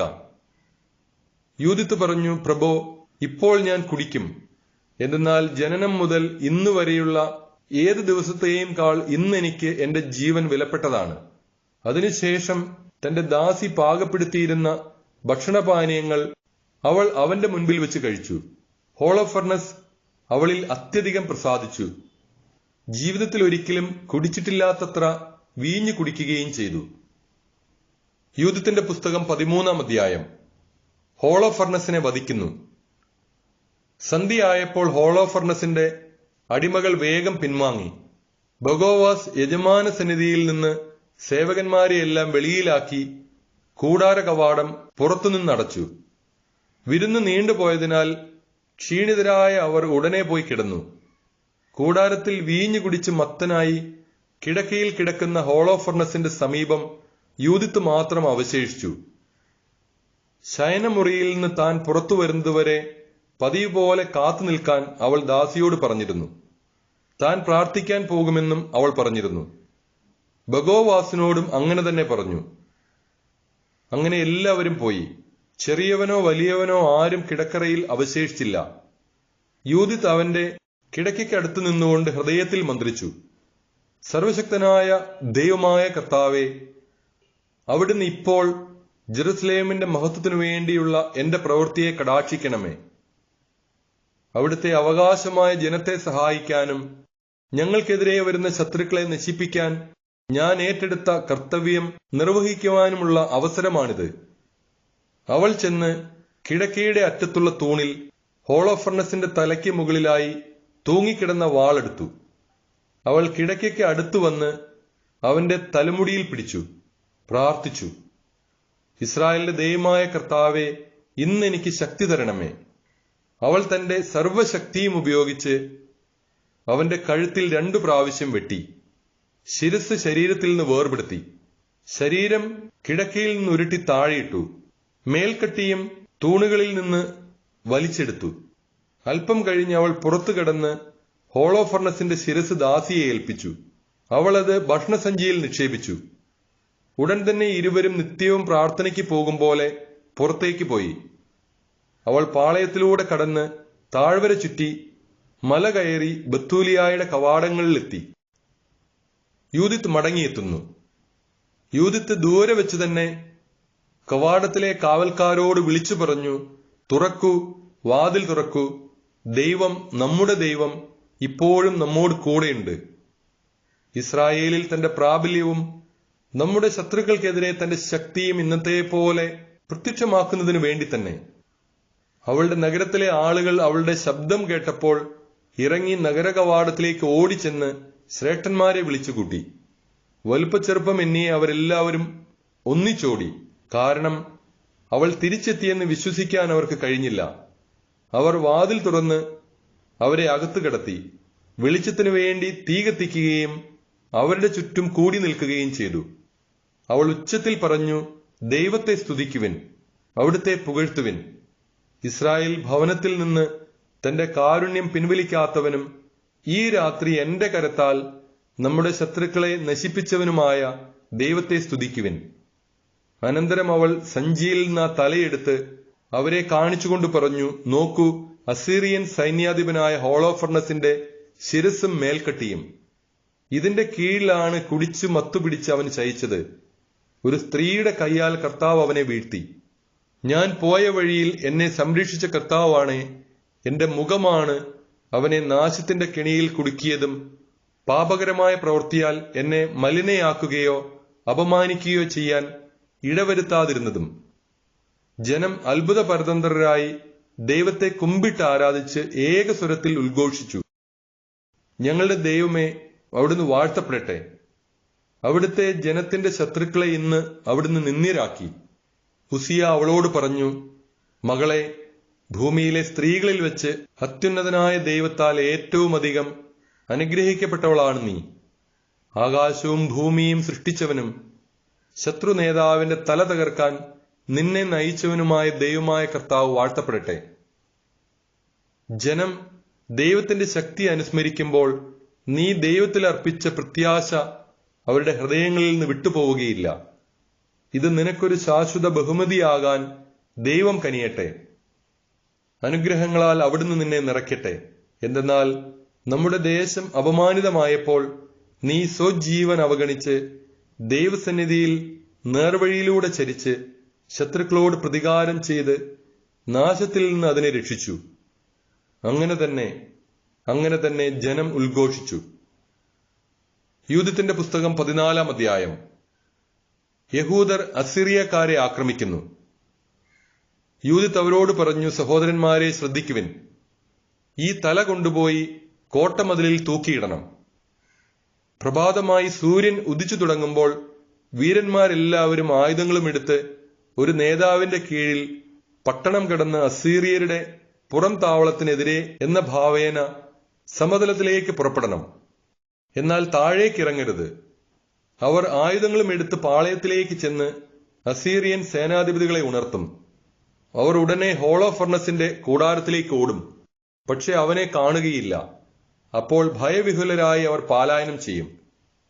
തത്സമയം നിങ്ങളും ഇസ്രായേലിന്റെ അതിർത്തികൾക്കുള്ളിൽ വസിക്കുന്നവരും പിന്തുടർന്ന് ചെന്ന് അവരെ വെട്ടിവീഴ്ത്തണം. ഇതിനെല്ലാം മുൻപേ അമ്മോന്യനായ ആഖിയോറിനെ ഇങ്ങോട്ട് നയിക്കുക. ഇസ്രായേൽ ഭവനത്തെ നിന്ദിച്ചവനും മരണത്തിലേക്ക് എന്ന പോലെ തന്നെ നമ്മുടെ അടുക്കിലേക്ക് അയച്ചവനും ആയ മനുഷ്യനെ അവൻ കണ്ട് തിരിച്ചറിയട്ടെ. അവർ ആഖിയോറിനെ ഉസിയായുടെ ഗൃഹത്തിൽ നിന്ന് വിളിപ്പിച്ചു. അവൻ വന്നപ്പോൾ ജനക്കൂട്ടത്തിൽ ഒരാളുടെ കയ്യിൽ ഹോളോ ഫർണസിന്റെ തല കണ്ട് മൂർച്ഛിച്ച് കമിഴ്ന്നു വീണു. അവർ എഴുന്നേൽപ്പിച്ച ഉടനെ അവൻ യൂദത്തിന്റെ പാദത്തിൽ വീണ് മുട്ടിന്മേൽ നിന്നുകൊണ്ട് പറഞ്ഞു, യൂദായുടെ കൂടാരങ്ങളിലെങ്ങും നീ വാഴ്ത്തപ്പെടും. ഏത് രാജ്യത്തായാലും ആളുകൾ നിന്റെ പേര് കേട്ടാൽ ഭയചകിതരാകും. ഈ ദിവസങ്ങളിൽ നീ എന്തെല്ലാമാണ് ചെയ്തതെന്ന് പറഞ്ഞാലും. അപ്പോൾ യൂദിത്ത് താൻ അവരെ പിരിഞ്ഞുപോയ ദിവസം മുതൽ അവരോട് സംസാരിക്കുന്ന ആ നിമിഷം വരെയുള്ള തന്റെ പ്രവർത്തനങ്ങൾ ജനത്തിന്റെ മുൻപിൽ വെച്ച് അവനെ വിവരിച്ചു കേൾപ്പിച്ചു. അവൾ പറഞ്ഞു തീർന്നപ്പോൾ ജനം ആർപ്പ് വിളിക്കുകയും നഗരമാകെ ആഹ്ലാദധ്വനികൾ മുഴക്കുകയും ചെയ്തു. ഇസ്രായേലിന്റെ ദൈവം ചെയ്ത പ്രവൃത്തികൾ കണ്ട അഖിയോർ ദൈവത്തിൽ ഗാഢമായി വിശ്വസിക്കുകയും പരിച്ഛേദനം സ്വീകരിച്ച് ഇസ്രായേൽ ഭവനത്തോട് ചേരുകയും ചെയ്തു. ഇന്നും അങ്ങനെ തുടരുന്നു. പ്രഭാതമായപ്പോൾ അവർ ഹോളോ ഫർണസിന്റെ ശിരസ് മതിലിൽ തൂക്കി. അവർ ആയുധവുമേന്തി ഗണങ്ങളായി മലമ്പാതകളിലേക്ക് പുറപ്പെട്ടു.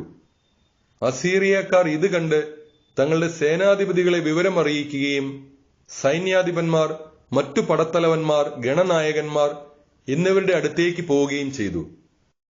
അവർ ഹോളോ ഫർണസിന്റെ കൂടാരത്തിലെത്തി.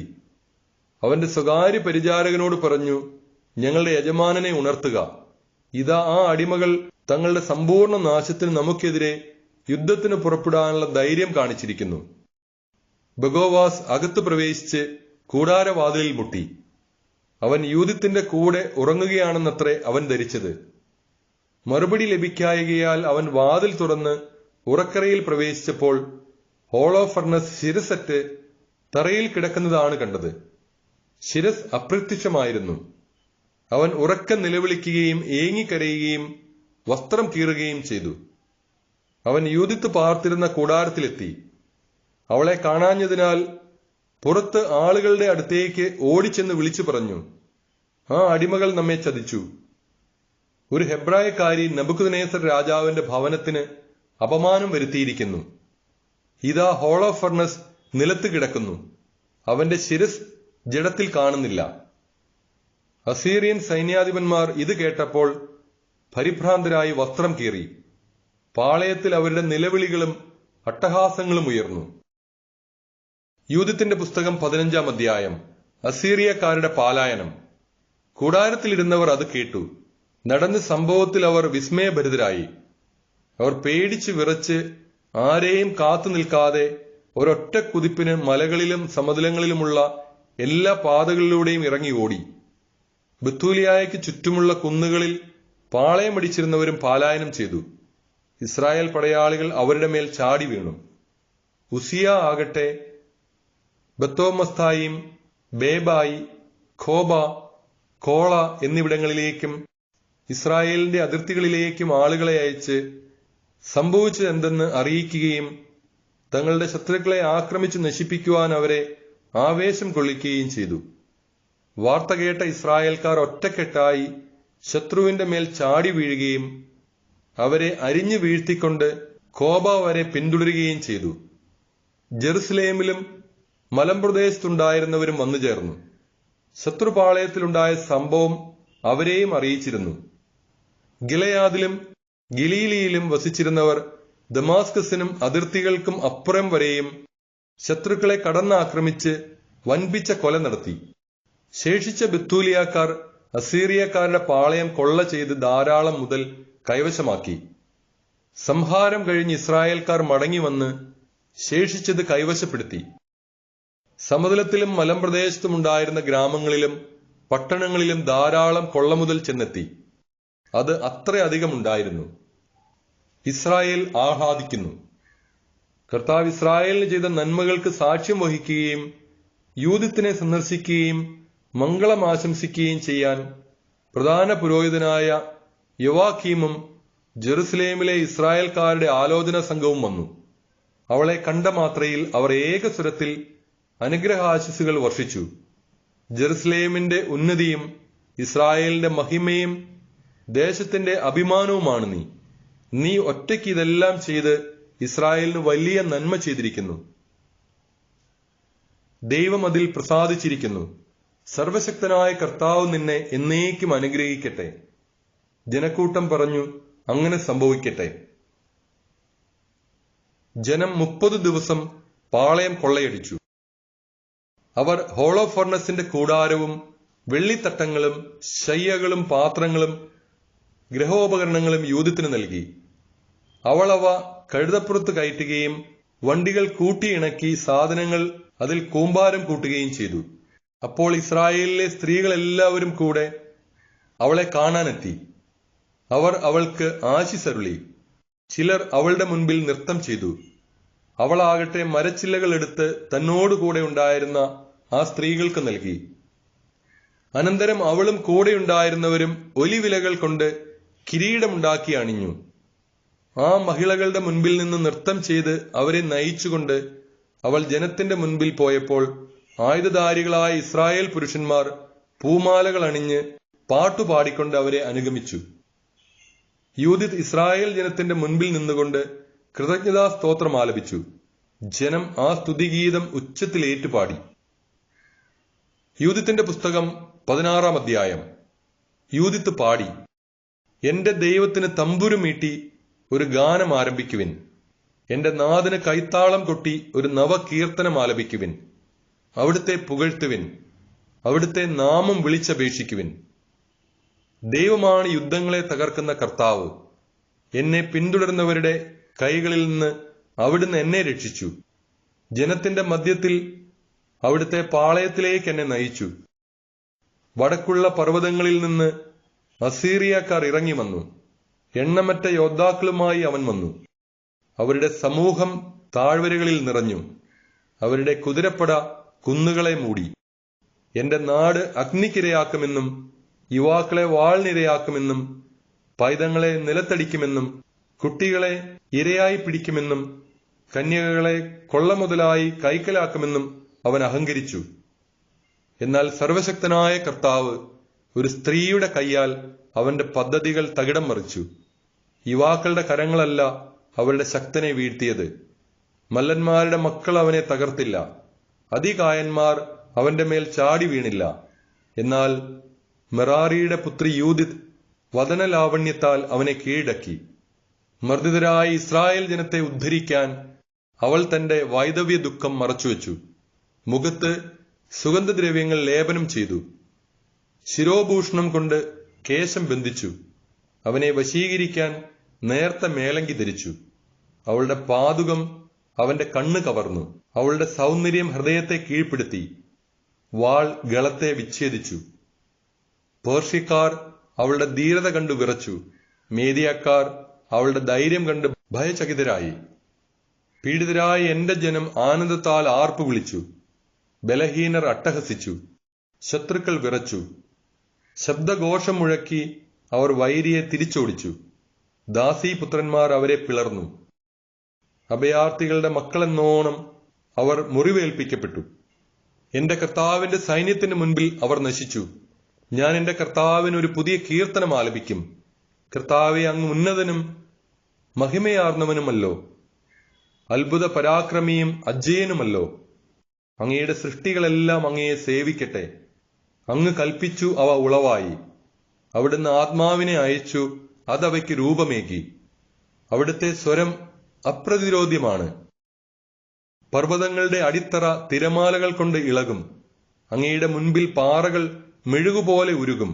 എന്നാൽ അങ്ങയുടെ ഭക്തരോട് അങ്ങ് കരുണ കാണിച്ചുകൊണ്ടിരിക്കും. സുരഭില കാഴ്ചയായി അവിടുത്തേക്ക് അർപ്പിക്കുന്ന ബലി നിസാരം, ദഹനബലികൾക്കുള്ള കൊഴുപ്പ് എത്ര തുച്ഛം.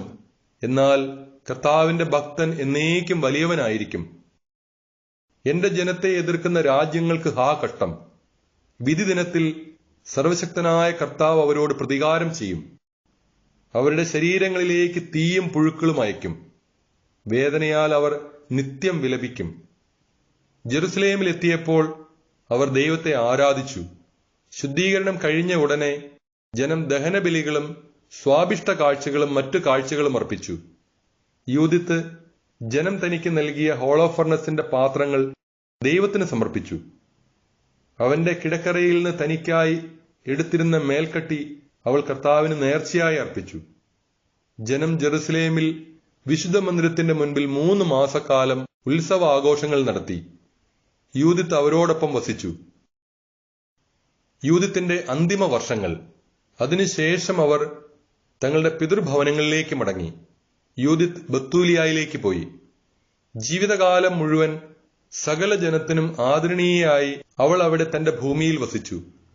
അവളെ വിവാഹം ചെയ്യാൻ പലരും ആഗ്രഹിച്ചു. എന്നാൽ തന്റെ ഭർത്താവ് മനാസെ മരിച്ച് പിതാക്കന്മാരോട് ചേർന്നതു മുതൽ ജീവിതകാലം മുഴുവൻ അവൾ വിധവയായി കഴിഞ്ഞു. അവളുടെ യശസ് നിരന്തരം വർദ്ധിച്ചു വന്നു. വൃദ്ധയായി 105 വയസ്സുവരെ അവൾ ഭർതൃഗ്രഹത്തിൽ വസിച്ചു. അവൾ തന്റെ ദാസിയെ സ്വതന്ത്രയാക്കി. യൂദിത്ത് ബത്തൂലിയായിൽ വെച്ച് മൃതിയടഞ്ഞു. ഭർത്താവായ മനാസയെ അടക്കിയ കല്ലറയിൽ അവർ അവളെ സംസ്കരിച്ചു. ഇസ്രായേൽ ജനം അവളെയോർത്ത് 7 ദിവസം ദുഃഖമാചരിച്ചു. അവൾ മരിക്കുന്നതിനു മുൻപ് സ്വത്തുക്കൾ ഭർത്താവായ മനാസയുടെ ഉറ്റ ബന്ധുക്കൾക്കും തന്റെ ഏറ്റവും അടുത്ത ചാർച്ചക്കാർക്കും വീതിച്ചു കൊടുത്തു. യൂദിത്തിന്റെ കാലത്തോ അവളുടെ മരണത്തിനു ശേഷം ദീർഘകാലത്തേക്കോ ആരും ഒരിക്കലും ഇസ്രായേൽ ജനത്തെ ഭീഷണിപ്പെടുത്തിയിട്ടില്ല.